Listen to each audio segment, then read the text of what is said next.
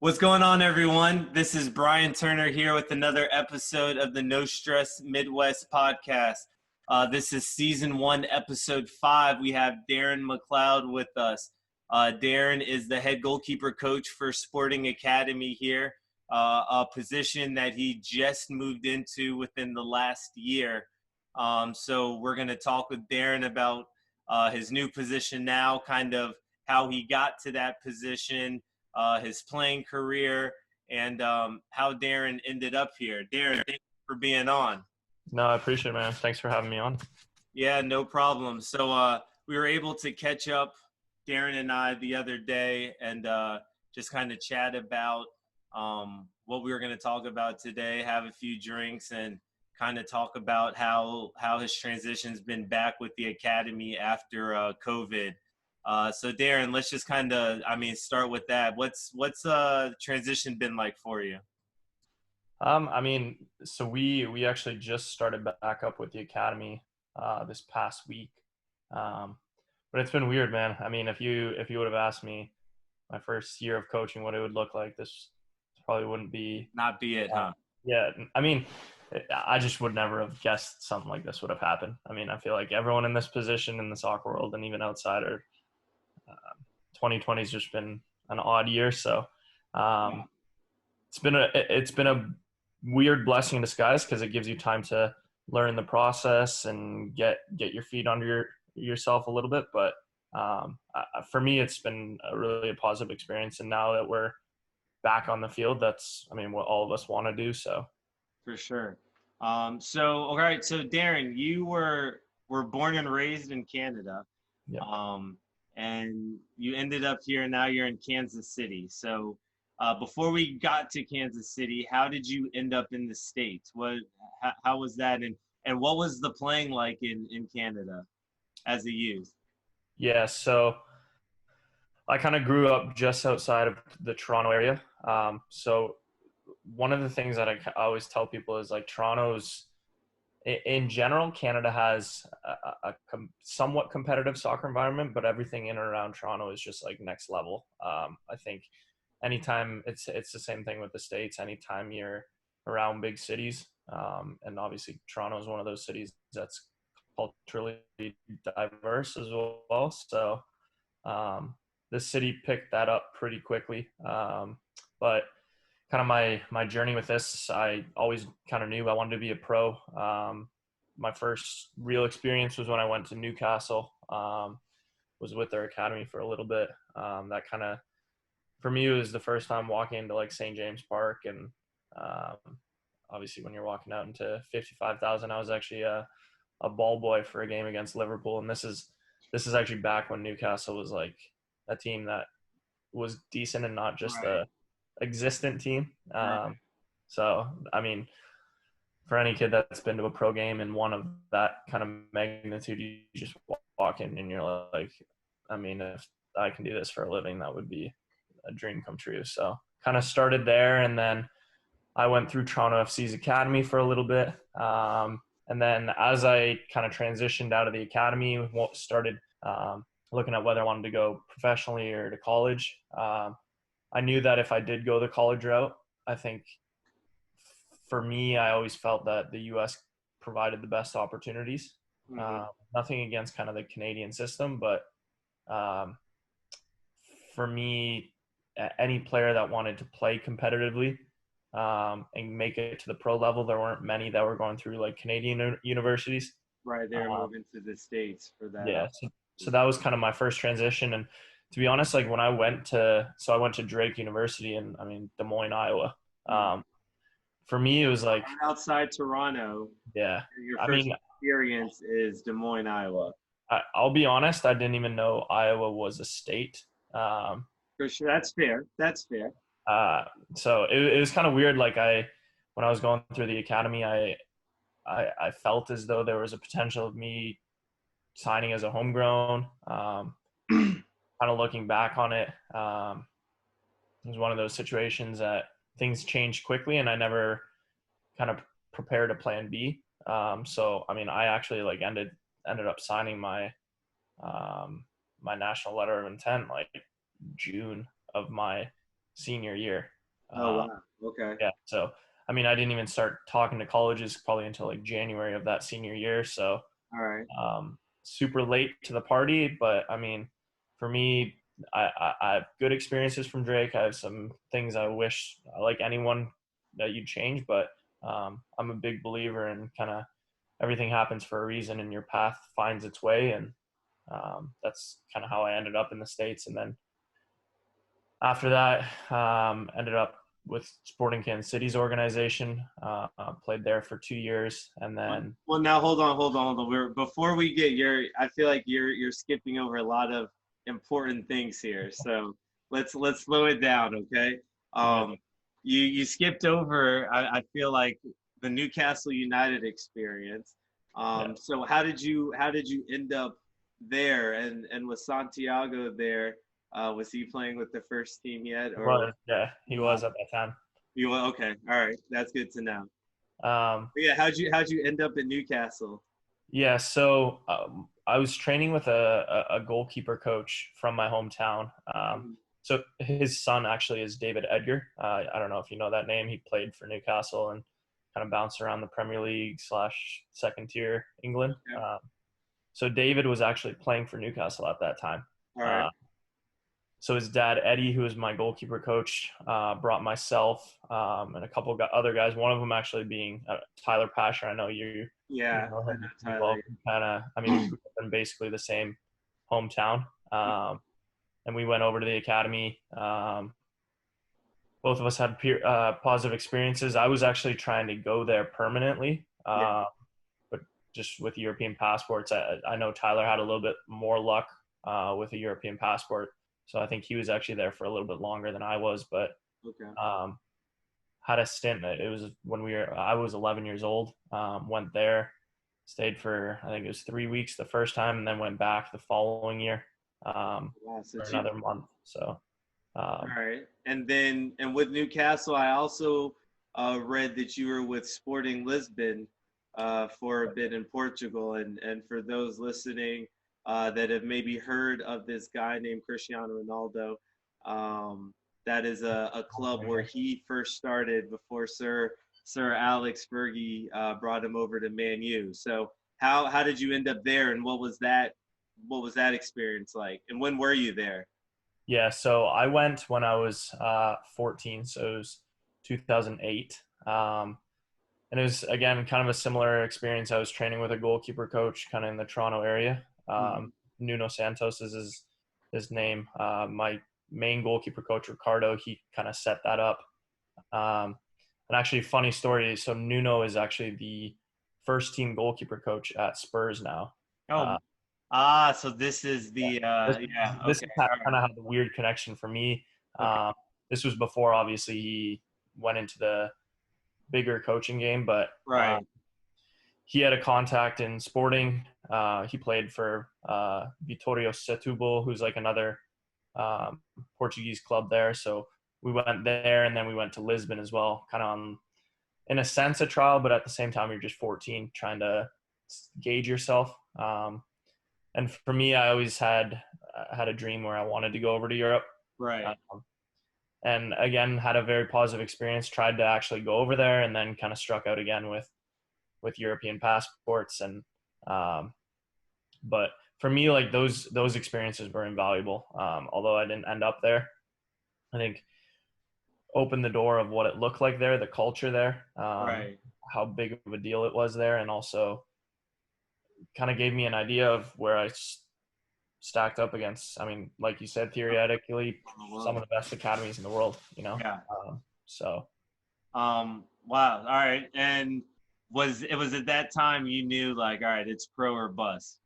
yeah, You're I mean, it's funny because people ask me, they're like, when did you have an idea that you wanted to be pro? And like I genuinely, the first time I walked into Newcastle, and it was the first time I walked into that stadium for their game against Liverpool. I remember I like went back to the hotel that night and was like talking through it with my dad and was like, is this something like you can do? Like how does this work? And he's right.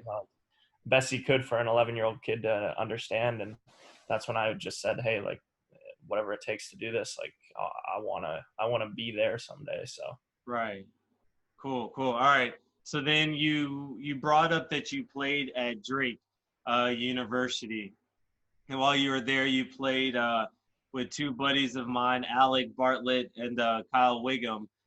So Alec and Kyle actually coached their little brothers in high school at St. Thomas Aquinas, and we won a state, won two state with Alec's little brother, and I think one with Wiggum's.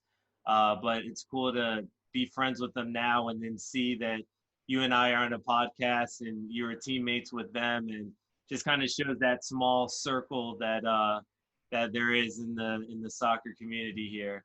But while you were at Drake, and something you skipped over, so you redshirted your freshman year, and then Yep. you redshirted your senior year.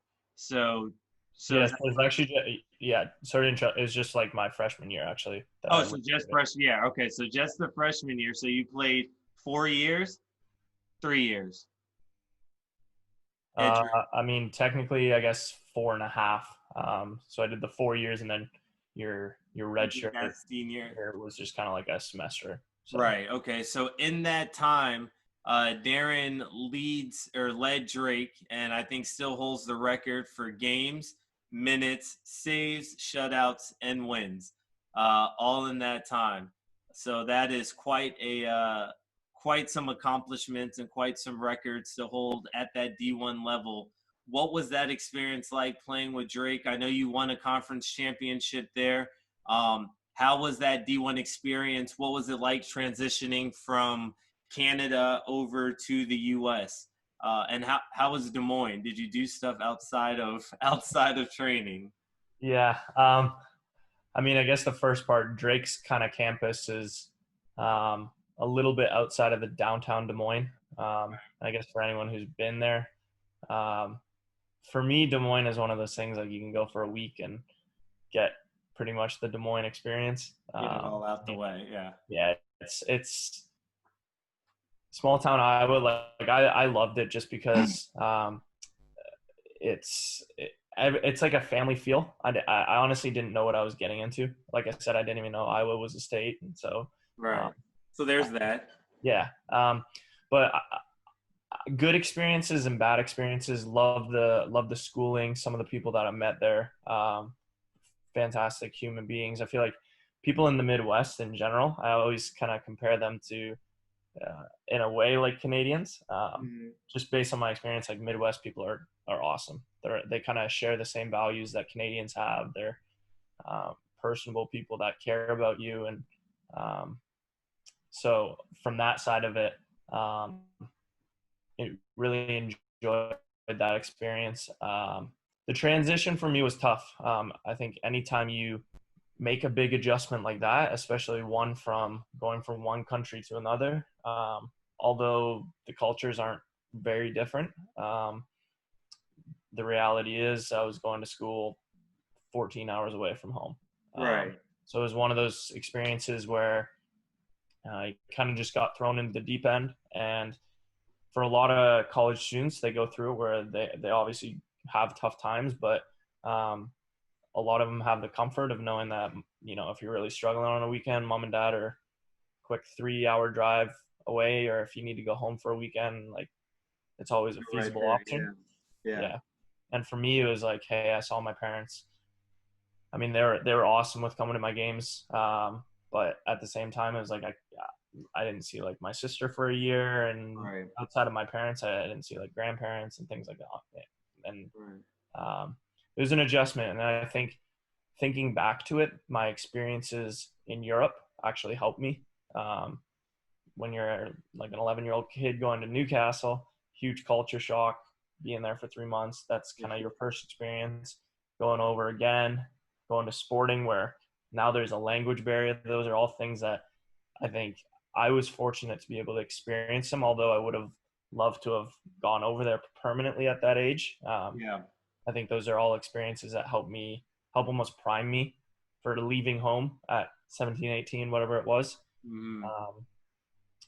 But in terms of the playing seasons, had 2 good years, had 2 not so good years. Yeah. But truthfully, I feel like unless you're going to like top 25 school, you're always gonna.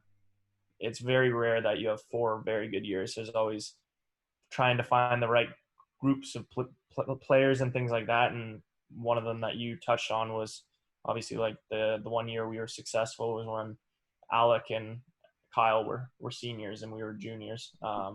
So kind of had that awesome leadership from them, and then we had a strong junior class, and that was the year when we won conference, and obviously probably had the most successful season for us. But there's always like learning curves and struggles. I think looking back on it, one of the things for me was you ask yourself what would my experience now be different if I went to a bigger school and maybe prepared a little bit harder or did my research in advance. And I mean, you can always ask those questions. It's like anything in life, but for sure, everyone has 20/20 vision in hindsight. So exactly. But I mean, Drake gave me a lot, and I think I'm in the position that I'm in now because of some of my experiences at Drake. So I think at the end of the day, Drake's a great school. It has a great program, and I think one of the good things is it's only getting better. The coach that's there now and the direction that they're heading, I think they're in a good place. So. Cool. All right, and then so after Drake, you were then drafted in 2017 by the then Swope Park Rangers. Now they're Sporting KC2. How did that process go after Drake, and how was your time while you were there? Yeah, so it was kind of again, it's one of those like soccer world is a small thing.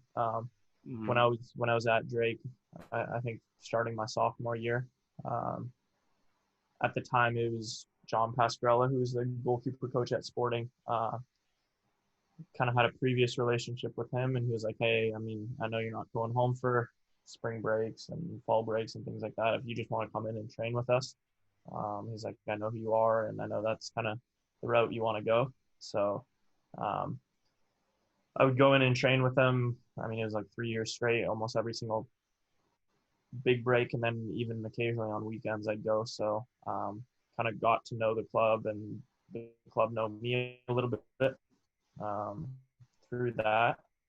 But then actually when I finished my kind of college career, I had a connection, Alec Duffy, who's the first team goalkeeper coach right now. He was actually he was with Toronto FC when I was with Toronto FC. Okay. All right. So for me, that was like a second kind of in with the club.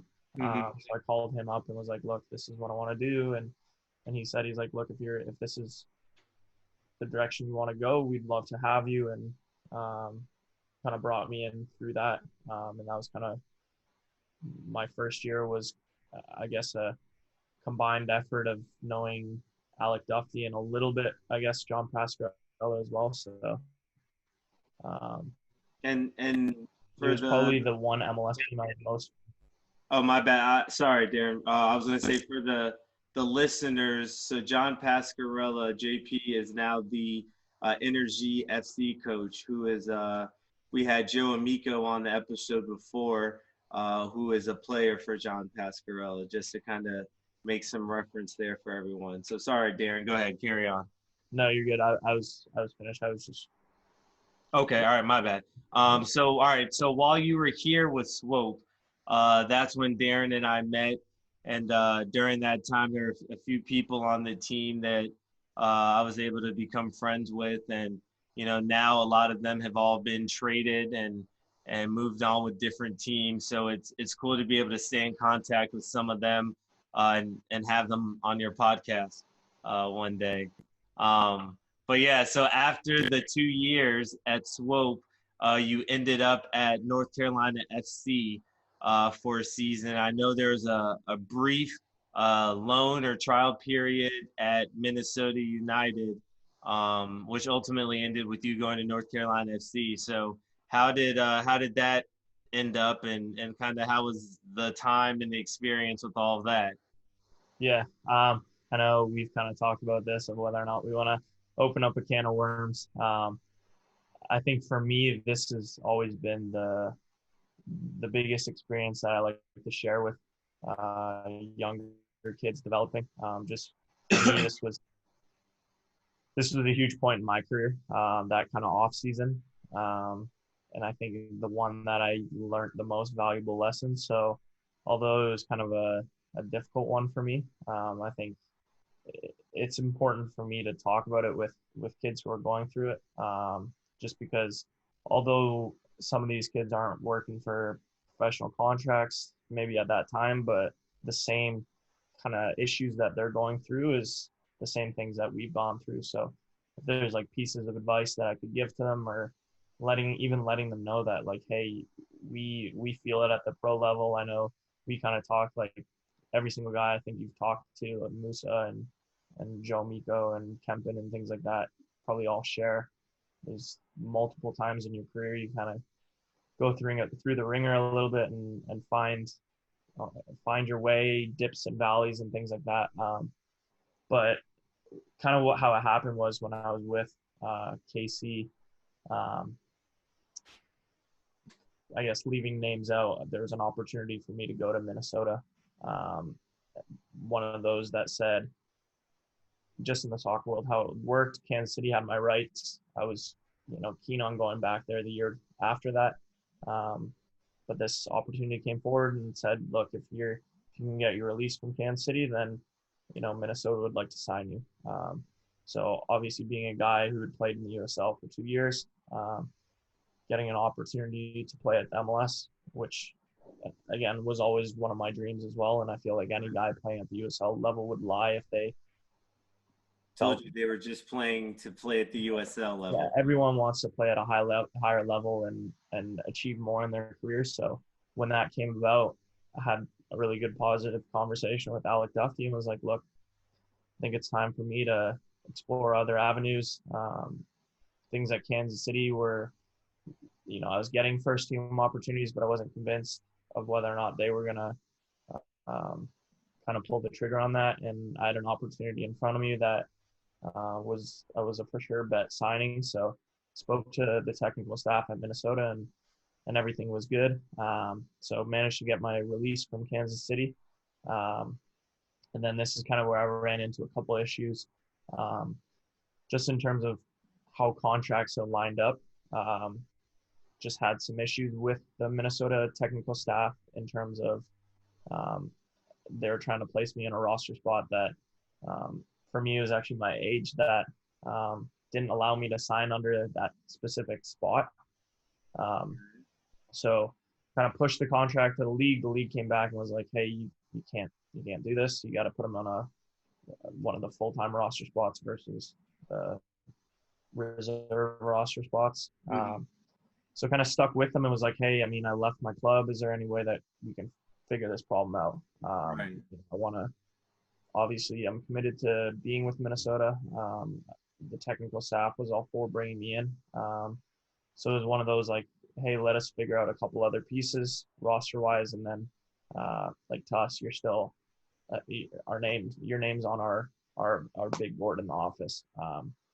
So it was kind of like a stressful period where you're banking on the relationship of the coaches that are wanting to bring you in and right. kind of waiting to see, knowing that you, in a sense, everything's out of your control. It's just a waiting game. And at the same time, I had a couple other like USL teams reach out and ask if I wanted to sign, and kind of made the decision during that period that I felt my gut was that Minnesota would be able to solve that. So rode that through the off season and got to a point where they said come out to preseason with us. So went out to Tucson, went to preseason with them for a little while, and it was actually the last day that they were in Tucson, the day before they came back to Minnesota. Got a text from my agent. It was like, hey, you need to speak to the technical staff kind of right now. Something's going on. And basically, long story short was I think the technical staff were happy with the goalkeeping crew that they had, including me in on that. But the sporting director, they actually brought in Vito Manone that day. and for people who don't know, he's obviously a bigger name European signing. Did really well for them last year. So I know it caught me off guard. It caught the starter Bobby Shuttleworth off at that time as well, just because it was super late signing. Right. I don't know if necessarily this is, I mean, one of those things you always have to talk to Minnesota to figure out the true story. But everything that I was told was that the technical staff believed in the picture that they had, and then kind of there was a disconnect within the club that someone decided to bring Vito in, and Kind of throws everything off. right. And yeah, and that kind of talks on the limitations the higher up you move that a coach or a manager has, because the manager is really just there to manage the players that are there, and yeah, he can make recommendations. I want this person and that person to fit this picture that you essentially hired me in for, but ultimately it's the front office and that makes that, and the sporting directors that make that decision on, we're going to bring in this person or we're not going to bring in this person, or man, I owe a buddy a favor, I need to bring in this person, and then the technical staff now has to deal with what's there. Yeah, and I mean we spoke about this a little bit. Was every club's different. Some have a good relationship with the technical staff, with the ownership group and things like that. The case in Kansas City, the technical staff with Peter, obviously he's the sporting director, so basically everything goes through him. So every club is different in the sense, and I mean, the unfortunate part is I've talked to guys and I've heard kind of, if you would, like horror stories as well, where they've kind of caught up in a similar mess that I did, and that's kind of the unfortunate part of this business. There's times where you can create opportunities for yourself, but at the same time, there needs to be a meeting of your preparation and everything that you're doing with a window of opportunity. And those are hard to come by. Those don't open very often. And when they do meet at the right time, players' careers can skyrocket. And I think for me, I just kind of got caught up in a not so great situation. And I mean, that at the end of the day, I could have really bitterness towards it. But at the same time, I think I can look back on it and be like, as much as, I mean, it was the hardest kind of 4 months of going through a preseason or off season where you're just like, I think I've got a contract. I don't know if I have a contract. I just said no to these guys in order to stick on here. And I mean, it's one of those things, you're waking up and training in the off season, knowing that like you got to stay fit when the time falls, but you can't physically move the paper along quick enough. You can only do so much. And it brings me to a quote that I heard when I was a young player, that luck is when opportunity meets preparation. And like you said it. You're prepared, and you prepare, and you do everything you can on your end to get yourself at the best level and best position you can be. But you need that opportunity on the other end to help you get there. And that opportunity does not come often. And I think a lot of times we have players and people that get the opportunity but aren't prepared. And then they don't even know that, one, they either pissed away an opportunity or they had the opportunity of a lifetime right in front of them and they weren't ready for it. So yeah, I think you hit it right on the head. Is you've got to have some luck, right, with anything you do in order to be successful. There has to be that sliver of opportunity, but also knowing that you can't just sit on your ass and just say, oh, maybe today's the day I get lucky. Like, no, it's, you got to prepare, and whatever you want to get lucky in, you got to put in, was it 10,000 hours to be great? So yeah. So, all right. So that was a not so good experience there in Minnesota. And then from there, you ended up in North Carolina for a little bit, just for, I think it was like a season. How was your experience there? And then how did that end for you? Yeah. So kind of at the tail end of Minnesota, I'm sitting in the hotel room, and the team is actually flying back to Minnesota that day. And kind of the staff said, they're like, hey, we'll fly you back out to wherever you need to go. Just let us know. And team bus is left, and I'm sitting there in the hotel like, okay, well, I don't have anything. What do I do? Yeah. What And do I the do? difficulty with that situation was this is super late on in the off season. We were starting to push March at that time, where Minnesota was actually, I think it was 2 weeks out from their season. And any guy that kind of knows how the USL and MLS works, like end of February, beginning of March, that's beyond late. You should have a team figured out. Everyone, for the most part, has their rosters. Obviously, there's some late signings, but kind of was in a situation where, I mean, even through the whole offseason, I was on the phone with my agent like every 2 or 3 days being like, can we push this deal any quicker? But now we're sitting in a space where it's like, find me a team or I'm screwed out of luck, right? Yeah. So I met kind of with the technical staff of Minnesota and was like, look, obviously this wasn't a ideal situation, and in my eyes, not the most like professional thing in the world, but kind of asked for a little assistance from them to see if they could help place me. And luckily the goalkeeper coach, John Pasquarella, he knew Dave Sarakin, who was actually like the interim U.S. men's national team head coach at some point. Got on the phone with Dave and was like, hey, here's the situation. Was in with Minnesota, kind of didn't go according to plan, and are you looking for a goalkeeper? And I mean, credit to him, he told me straight up, he was like, look, we've had a guy for 2 years. This was actually Dave's first year, so he was kind of learning the team, but he had an idea of kind of what his team would look like. Right. And he said, he's like, I want to bring a goalkeeper in who's going to compete and get minutes and be a part of our club. And if you're interested, the best we can do is kind of bring you in on trial. You know, the things I've heard are good, but at the same time, I need to see you. I gotta put eyes on you and so make my own word. So I mean, at that point, I was like, hey, this is kind of all I got, so I gotta take it. So flew down to North Carolina. I think I was on trial for maybe like 2 or 3 weeks, and at the end of that 2 or 3 weeks, ended up signing there. And kind of the next challenge for me was, obviously with me being Canadian, needed to figure out a visa. And actually kind of ran into a few issues with that. And these are not the easiest times, I'm sure. So you obviously just came off of a kind of 5-month window where, in a sense, everything went wrong in an off season, and now you're kind of through it, and you're like, yes, we got a team, and oh, I forgot I'm Canadian.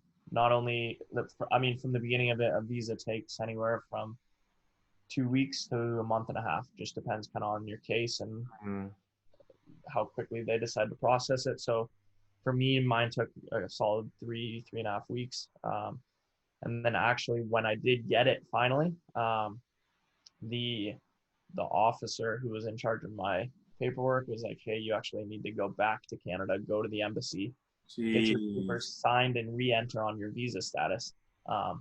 Because when I originally went into the States, I flew into Tucson, and I wasn't in on a status. My playing status from Kansas City was done now. So I entered as a visitor. Right. And then, so for the officer, he looked at it and was like, well, you entered as a visitor, and now all of a sudden you sign on like a P1 visa. Like, you need to stamp your passport, you need to leave and come back. So North Carolina flew me out to Calgary, actually stayed there for a week until, it was one of those, like, sitting in a hotel for a week waiting for my papers to get stamped. And I couldn't do anything. So sitting back in Canada, the season's already well on its way. By the time I got back to North Carolina, it was like end of April. By all that passport stuff had cleared up. And I'm just thinking to myself, like, from when I released from Kansas City, it was the end of October, beginning of November. And now it's beginning to mid-April. We've almost gone through, I don't know what that is, like 6-7 months of just like, all right, that did not go according to plan. And the mental drag that has on you, and the emotional I mean, just not knowing where you're going to end up. And then you see some light at the end of the tunnel just for it to be closed down. I mean, that's rough. And that's something, again, that you kind of touched on, and that every person so far we've had on has mentioned that mental aspect of the pro game is not all glitter and gold. Um, it's not just playing in front of sold out people and scoring goals or making the game winning PK save, or it's the stuff of not being able to sign with the team or having issues with that. And now you being from Canada, you throw in a whole nother mix of visas and passport stuff, and I mean, that's a lot. So I can only imagine when the only thing you're trying to do is play for a team, stay fit, stay in the best condition you can be. You're then having to go back and forth from one country to the next, sitting in hotel rooms, just kind of waiting, which is not fun. I could imagine. So that's rough, man. That's rough. Yeah, and I think if I had this interview kind of at the beginning of this year, it would have been a much more difficult thing for me to talk about. A lot different yeah, I mean, everyone who's close to me knew how terrible that 7 to 8 month period was for me, because for me, I wanted to first sign a pro contract, and I did that with Kansas City. Now I have an opportunity to go play in the MLS with Minnesota, and to this day, I say it's factors that were beyond me. Right. I felt kind of like how you said, that opportunity, the door opened, and then the second I got one foot in there, it closed. And I didn't have an opportunity to prepare for it. For me, it wasn't like I felt I hadn't done enough. My preparation was good. I felt like I was a good place in my career, where once that door opened, I was ready to take it. It was just kind of that piece of it didn't work out. It wasn't in the cards. And that's the reality of being a pro. I mean, like you said, so many of the guys that you've had on these podcasts have gone through similar experiences that they differ, but I think guys who have been around it and been through an experience, they have a much bigger appreciation for guys. I played with Joe, and when Joe talks to me about his experiences and when he got injured this year, I'm like, I know it's different than me. I never had an injury where it kept me out of a professional playing season, but I went kind of through the same stuff that you did with another situation. And in a different way. Yep. And you have a better understanding of each other and appreciation, and you just kind of understand how difficult some of these guys and their pathways are. So, and you appreciate it when you finally see them getting to the top and you see them succeed. And it's something where like it's everyone's cheering for each other in a good sense, right? When you know that someone was in the ringer with you, because you both started off in USL somewhere, and then now you finally see them get that MLS contract, or you see them get that first MLS cap or that first start, and then it's like, man, like, that's right. Like, I remember when that guy was getting jerked around, and now he's finally able to showcase his talents off. And mad props to Joe last night getting his first minutes with the energy after a long injury. So shout outs to him for that. But yeah, it's just that appreciation that you have for everyone and that respect, knowing that everyone's pathway is different, and that, like you said, preparation does not mean that you're going to get there, right? There's so many stories of these great soccer players or these great whatever athletes that never get the opportunity. And it's just, not everyone's fortunate enough. And the ones that are, it's hats off to them, because they had that opportunity that they seized. Yep.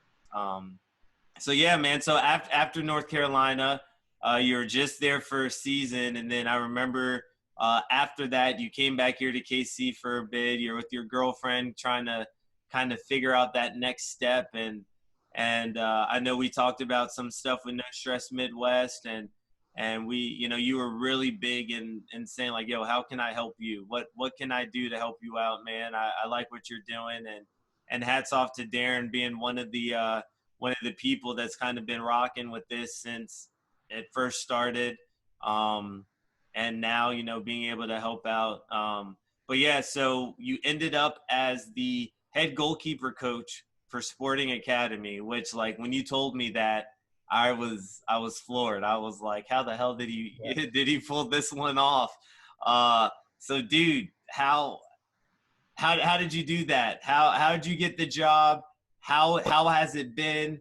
I know you were ending the season with them last year, and then now, as you know, you were in the middle of it. COVID came, and there's this huge 4 or 5 month break. You're getting started with things now. So how has, just kind of from start to current, what's that been like? Yeah. So once I kind of finished up with North Carolina, I had a really good conversation with Dave Sarachan. Dave kind of said, he's like, look, you've had a good year here. The other goalkeeper, Alex Tambakis, who was there, like very, very good USL goalkeeper, kind of said to Dave, was like, look, if I want to progress my career, obviously with goalkeepers, you need to be playing more games. And I played games last year, but I wasn't in that starting role. Yeah. So I said to Dave, I was like, look, if he's coming back, then maybe it's time for me to find a new environment. And Dave was all for it, trying to open up doors for me as well. And kind of through the off season, it was another one. I mean, ask any pro, the off season it's the worst time of the year. Yes, you got to go home and train and see your family, but unless your contract is bleeding over, like signing a 2-year or something like that, Yeah, you're in limbo. it's a never-ending stress thing.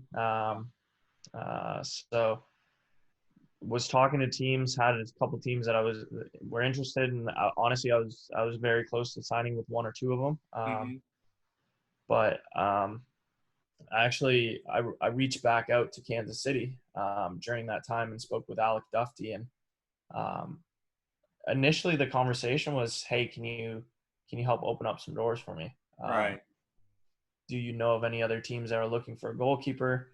What a door. Yeah, yeah.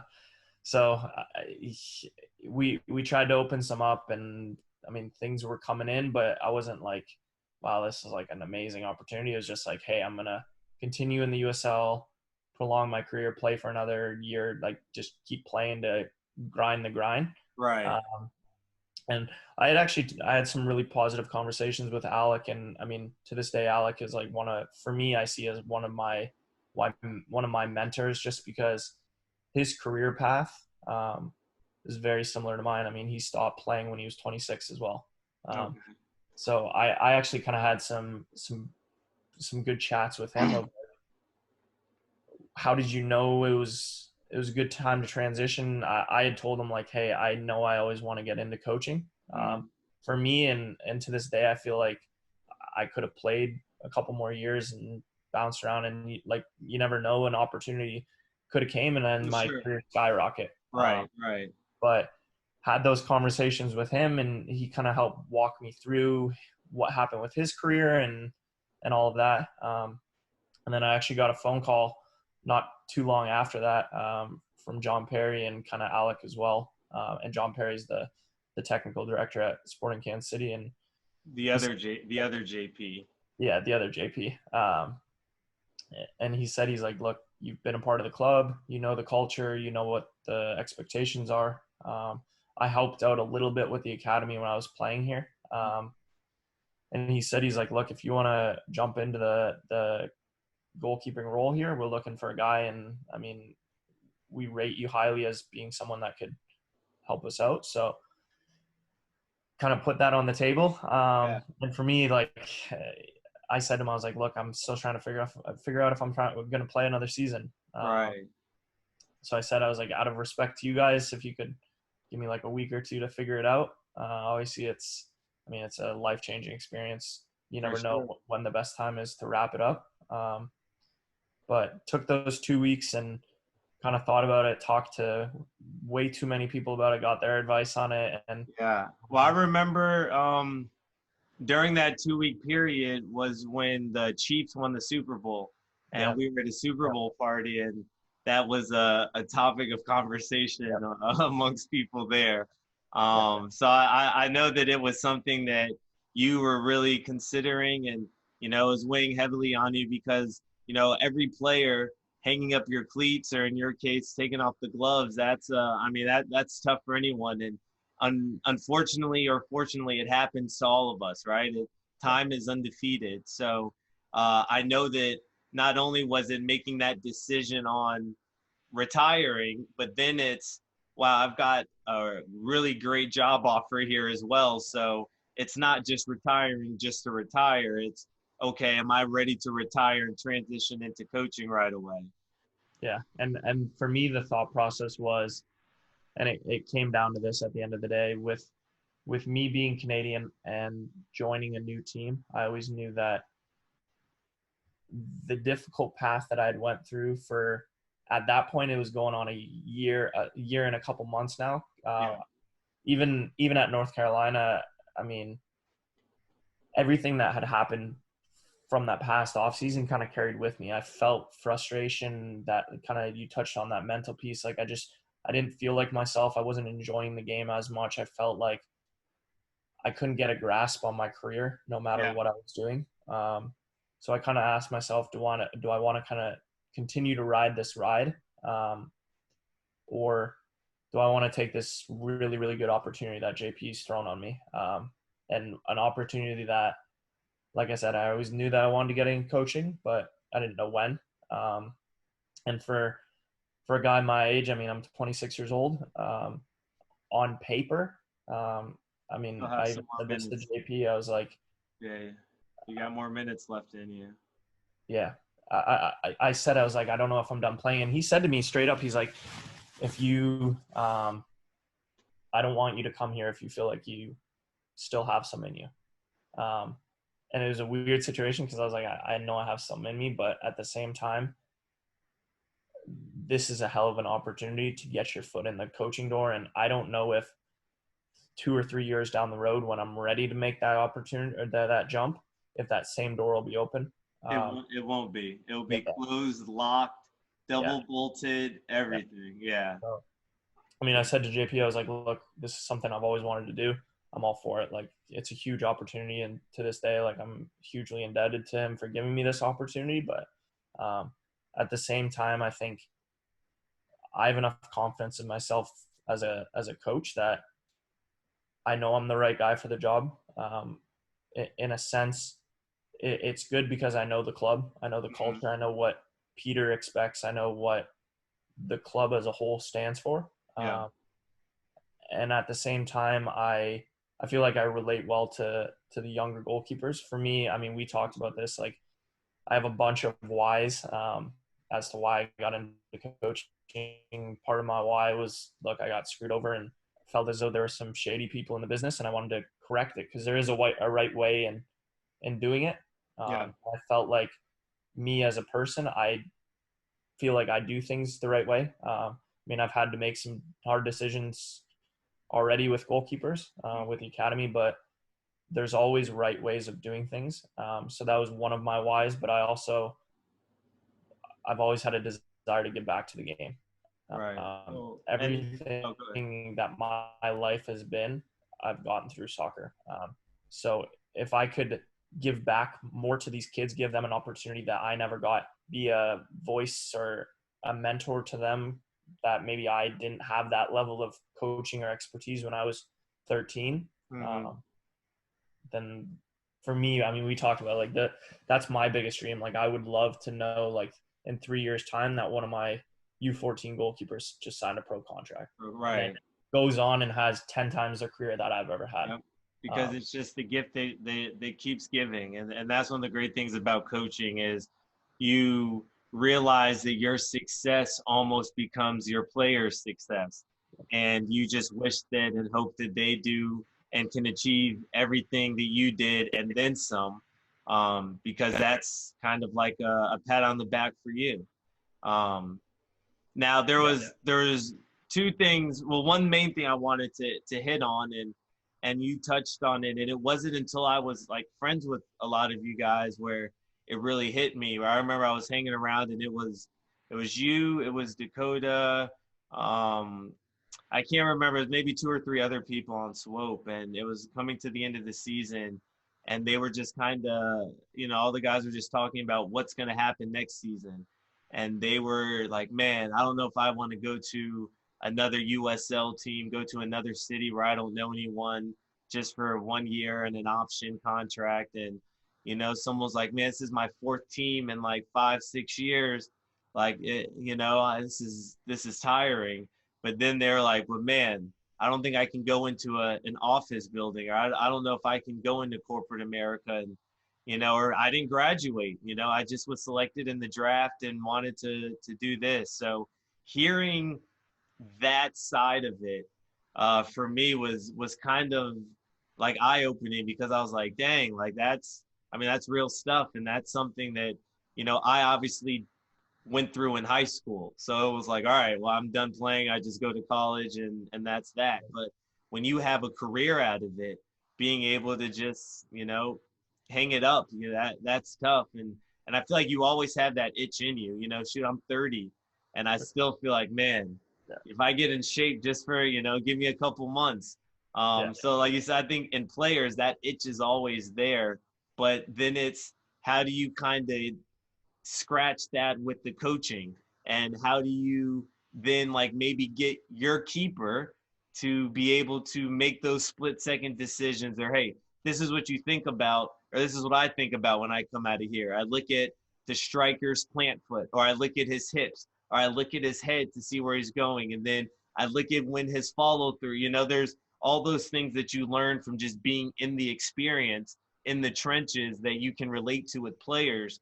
Or I feel like that's a big thing with coaches, is that you have to a certain level, have played the game in order to give those experiences of, okay, when you see somebody dribbling the ball and then they look up the field and then put their head back down, 9 times out of 10, they're getting ready to play that long ball all the way down the field to that person they looked at. Well, you only know that if you've been in that experience enough times. So I think that that's huge for you, and being young, to be able to relate to those players and say, look, dude, I was just at Swope. I've played through it. I went to college route. I did this route. So I know what it's like. So yeah, that's cool, man. That's cool. So what's a day for you like? All right, what's, not obviously COVID has things kind of a little messed up, but before COVID, what was a training day for you, or what was a training week like for you, including games, let's say? Yeah. I mean, so it doesn't have to be like too specific, right? But yeah. So, I mean, the one crazy thing that even I look back on is how amazing these kids in academy have it in comparison to even when I was like going through Toronto's academy. I mean, if you look at it, these kids are pros. Yeah. They're treated like pros. They're expected to perform like pros. I mean, all the older age groups, it's 5 times a week, game on the weekend. Same thing the pros do. Preseason, what we're in right now, you're doing double sessions and all that. They're traveling on planes to games. I mean, Swope is the facilities at Swope. I mean, to be honest, they're better than some of the USL and MLS places that I've been at. And Perry is big on that. That's something that he prides himself in the academy on, is that training facility is top notch. Yeah, and it's funny because these kids that grow up, they don't know anything else. They think that that's the standard. Just because, and it's not a fault to them, but when you have experiences like I have, where you've played at different places, you have a gauge on, just how much the ownership group at Kansas City values the academy and sees the importance of it. But also, these kids are pros. Yeah, starting with U12, the way that these kids train, the way that coaches set up these training sessions, it's exactly like pro sessions. Yeah. I mean, my goalkeeping sessions aren't, for me, a lot of the things that Alec is doing at the first team level, we're trying to do with the younger kids and kids U15. The session might be obviously the service is hit a little bit harder, or there might be another element of difficulty to it, intricacy to it. But at the same time, like, you're teaching them the same technique in that same training session that you're running through. Like, I'll be honest, like some of the best coaches, they take material from each other, you know? Oh, Yeah. every coach takes Training, activities, yeah, drills, training yeah. sessions. It's Like it's for soccer. training sessions that, yeah, training sessions that Alec has done. I'd be like, it actually it really works. It works really well. I'll take it and see it with my kids, but actually I'll take this one and then add this little piece just Mm-hmm. because I don't know if they're ready to be able to adjust to this movement. So maybe I have to add a little bit of element just to kind of have that be a segue. Yep. Yep. But we've always said it like that. The best coaches for me, they're always learning. They're always trying to figure out the next best way to help their players. And once you've kind of said that you figured it out, I think that's when you're in a tough place. But it's always a learning experience. And I think one of the things I credit you, and I think I'm in the same position with this, is yes, we have a soccer IQ and a soccer knowledge. You have in order to coach at a certain level. But what really makes a lot of coaches and managers different is their ability to manage players and manage personalities and get the best out of their players and give them opportunities when you feel like they're ready, and at the same time crack into them when it's not good enough. You need to. Yep. So, Yep. Well, and when you develop that level of respect for them, and they develop that level of respect for you, then you're able to have those hard conversations with them when you know that you're not doing the best, because I've seen you do your best, and I've complimented you when you've done your best. This is not your best. I know that, and now when you know that, and those players can now take accountability, then it becomes, okay, crap, coach is right. I can do better. Let me step up. And right. then now that's the coaching part. Now you've implanted in them. They know they can do better. Now they're going to be intrinsically motivated, hopefully, and they self-adjust. So that's the beauty of being able to relate to those players. And the thing is, like, these U12 players, Mm-hmm. what they're going through is the expectation is similar to the first team guys.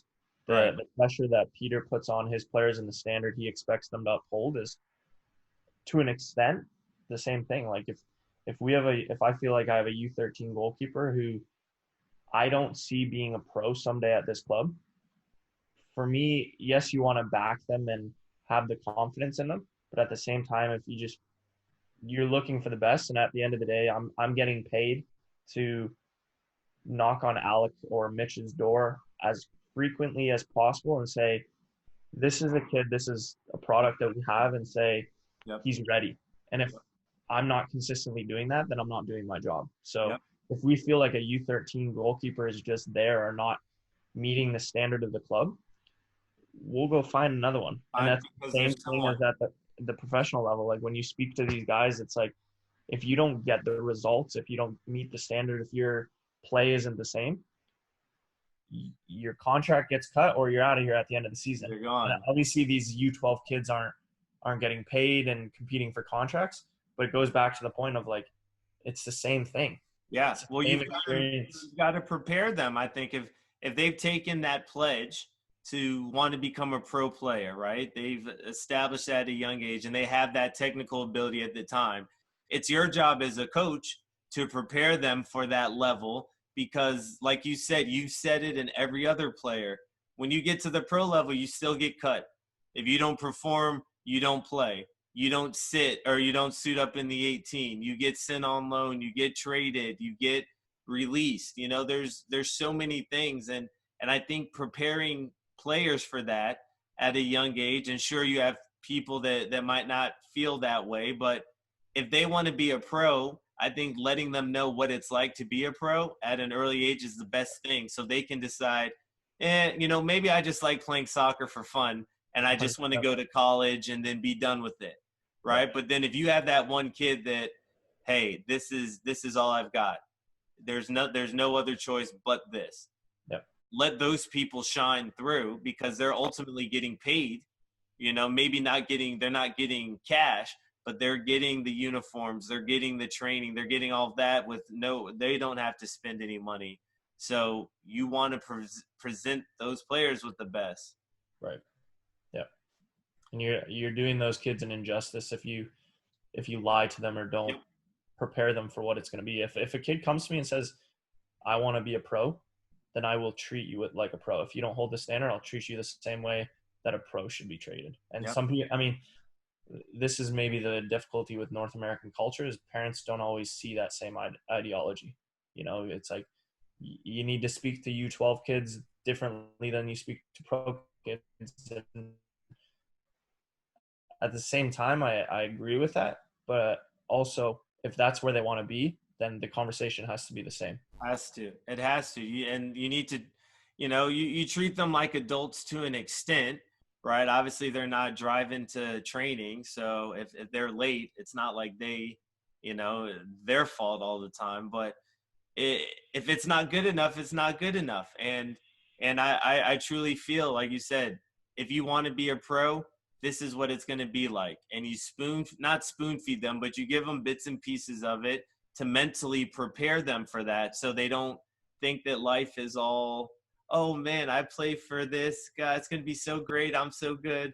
And then they get to pro and then they get screwed over by their first manager or Right. told that they suck.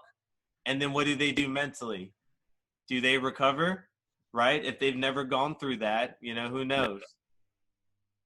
So And it's one of those things, like, I mean, I have the utmost respect for Peter, and obviously I had opportunities to kind of be around him and all that. But if you haven't prepared an academy player to go into a first team training session and not only have the pressures of some very good players around him, holding them accountable, but also the standards that Peter has for those players, if we have an academy haven't, shell shocked them to in a sense where like this is how it has to be, and like if we baby them or treat them differently, that when they get to that level and have that opportunity, those kids just think. You have to be able to, in a sense, get at them in the right way, but also support them when they need supporting. yeah. Because Well, at the end of the day, you're setting them up for an audition in front of Peter. That's yep. all it is. Yep. And I think with the DA program, with any feeder system, right? And it's similar to high school when you have a varsity team versus JV freshman team, right? Everything goes on to what the first team does. No, the reality is that every other team other than the first team is just a preparation to get players ready to go to the first team. And Right. that's definitely a conversation on the high school level that obviously is not the easiest to have, and especially as a head coach. But it's Juventus isn't getting judged on how their U23s do. They're getting Right. judged by what the first team does in the Champions League or in the Serie A.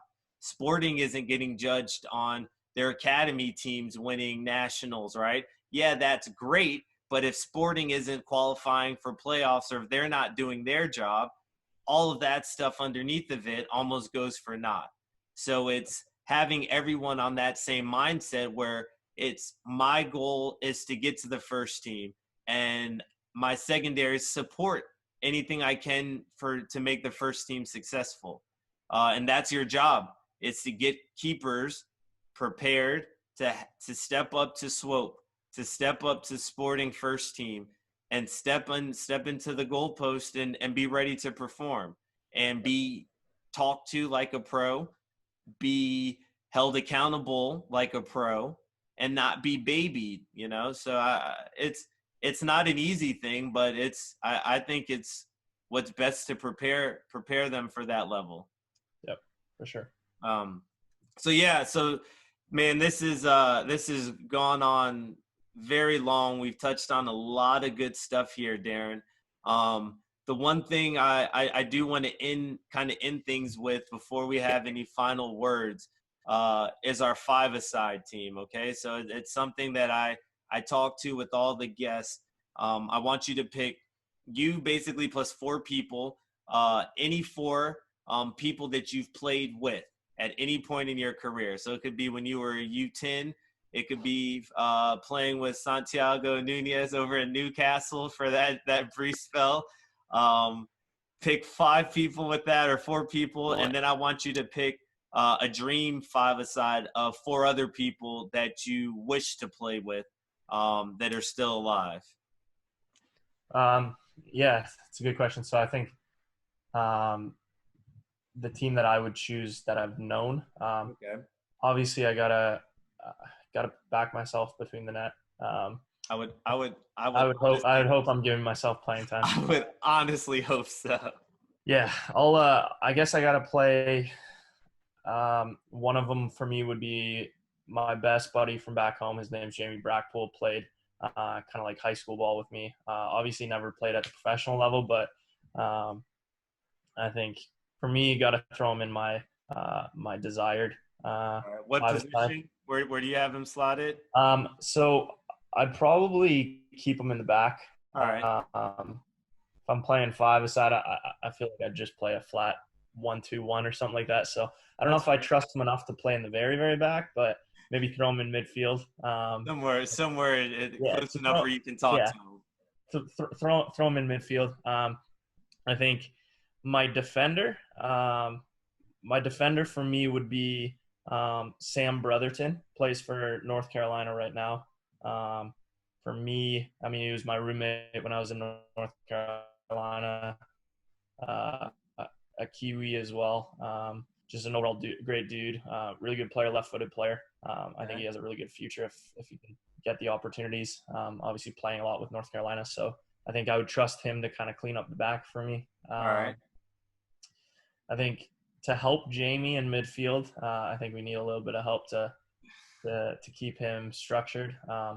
One of the guys that I mentioned before would probably be like Tyler Pasher. Growing up, our stories kind of were similar. I don't 100% like keep in touch with him all the time now, but we grew up in the same area. Obviously, went to Newcastle together. And for me, I just have a lot of respect for him. He's a guy that I personally think if he wasn't Canadian, he'd be in the MLS already.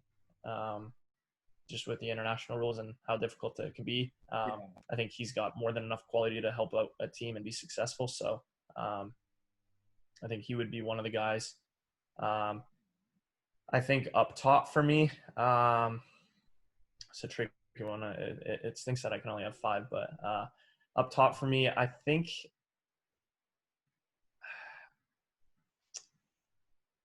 it would have to be probably Lebo. Honestly, Lebo Milano. Okay. All right. The reason for that, again, we played together at Swope, and I've always seen him as being one of the most creative players going forward. He may be, for the sense of a 5v5 side, probably may not be a true striker, kind of plays as like a 10, but I think just partially he's a great player, but he was one of the guys for me that was a great human being. Kind of guided me as a rookie, and I've always had a lot of respect, and I mean, we keep in touch right here and there. So I think for me, that would be it. All right. So we've got that 5. Now we've got the dream 5 aside, and I'm hoping that we're just going to slot you at keeper again. So I'm actually, I'll actually throw you one better. So for keeper, I feel like I need to, I'm going to give someone else an opportunity. I'll manage the team. Oh boy. Okay. All right. Since I'm now in a coaching role, I feel like it's appropriate for me to manage these players. Okay. For me in goal, it would be for my kind of childhood hero was Shea Given, was Newcastle's goalkeeper at the time. For me, like met him, and I think the career that he made for and helped Newcastle was just, I mean, he had a phenomenal career. Okay. I think center back for me would, I mean, at this point, I probably would have said Ramos before, but I think Van Dijk is just takes the spot. He's a next level guy that would be a confident defender. He's got a lot of tools. Pains me that I picked a Liverpool player for my 5-a-side, but I'll let it happen. In midfield, I'd go probably De Bruyne, and Ronaldo. feel like I don't need a huge justification for those guys. They're, I mean, top players in the world. KDB, De Bruyne has not gotten much shout outs for the Yeah, team.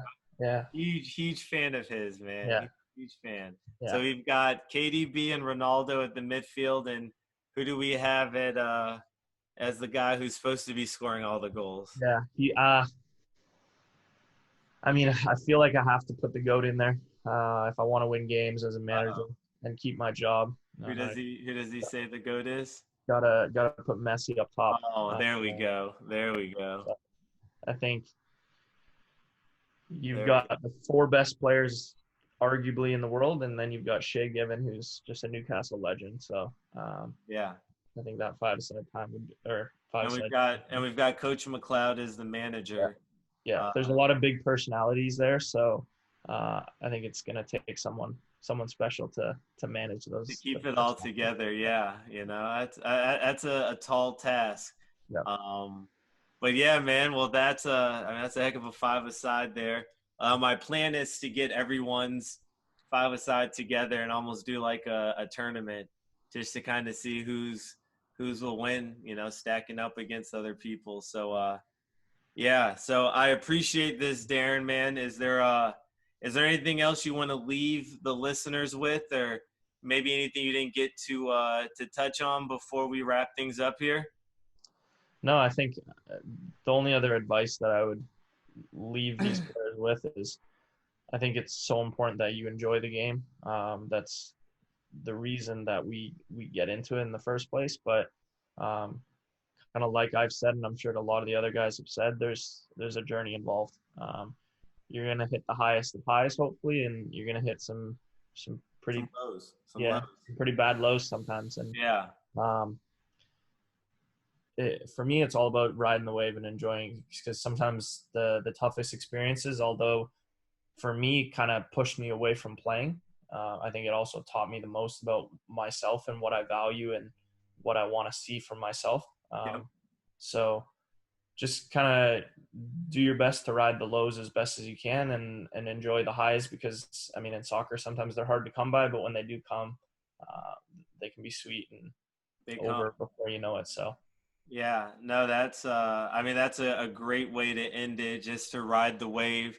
Definitely a motto that I use, and in the journey that I've been on as well.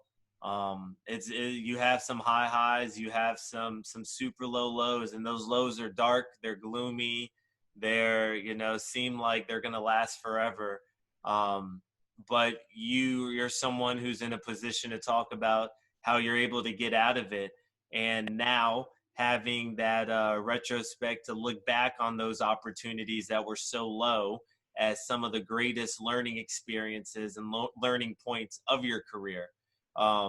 And hey, it maybe wasn't when you were quite ready to jump into coaching, but sometimes you just need that push, and you ride the wave and you end on your feet, right? And you're now talking with the head goalkeeper coach of Sporting Academy, Darrin MacLeod, who ended on his feet, and I know there's a lot of upside for him. We have probably monthly conversations where we meet up and just talk about the future and what we both have planned. So make sure you keep an ear out for Darin. He's going to be moving up the pro ranks pretty quickly, and I hope that he takes me along with him for the ride. Appreciate it, man. I appreciate it. Yeah. Well, Darin, man, I appreciate you being on. Thank you for being on this episode of the No Stress Midwest podcast, man. Have a good one, and we will talk later, okay? Awesome. Appreciate it. All right, see you.